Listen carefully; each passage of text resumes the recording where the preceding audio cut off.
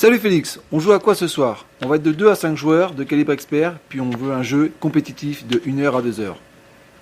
Antoine, j'ai le jeu parfait pour toi. Ça s'appelle Extraverse, l'éveil digital.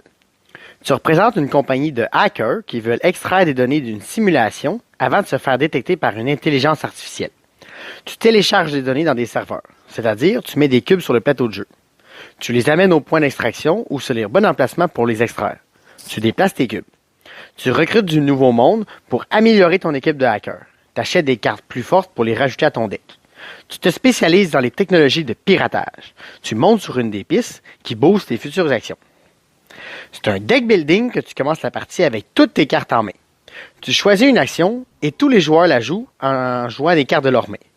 Plus tu joues de cartes, plus l'action est forte. Mais twist, une des actions est recto verso, puis c'est elle qui dicte les scorings et la durée de la partie. Quand cette tuile-là est réalisée 4 fois, recto verso, c'est la fin de la partie. Une autre twist, c'est que tu repiges juste avec une des actions. Tu veux donc toujours jouer plus de cartes pour faire les actions, mais il faut que tu planifies c'est quand les autres joueurs vont vouloir repiger, combien de cartes qu'eux ils vont jouer, quelle action qu'ils vont faire. À chaque tour, tu es en train de penser combien de cartes que tu veux jouer, puis combien d'actions que tu veux faire.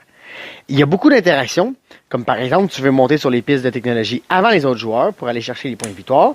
Tu veux aller chercher les bons territoires pour extraire avec les bonus. Puis, tu veux te préparer pour les actions des autres joueurs sans leur dévoiler ce que toi, tu vas faire à ton tour. Il n'y a pas de temps mort, il y a beaucoup de stratégie, puis il y a un minimum de chance parce que tu décides combien de cartes que tu vas jouer. Puis en plus, tu sais combien de cartes que tu vas repiger quand l'action va sortir. En plus, le setup il change à chaque partie, puis c'est les joueurs qui décident de la durée de la partie. Go, on joue. Ça a l'air malade comme jeu.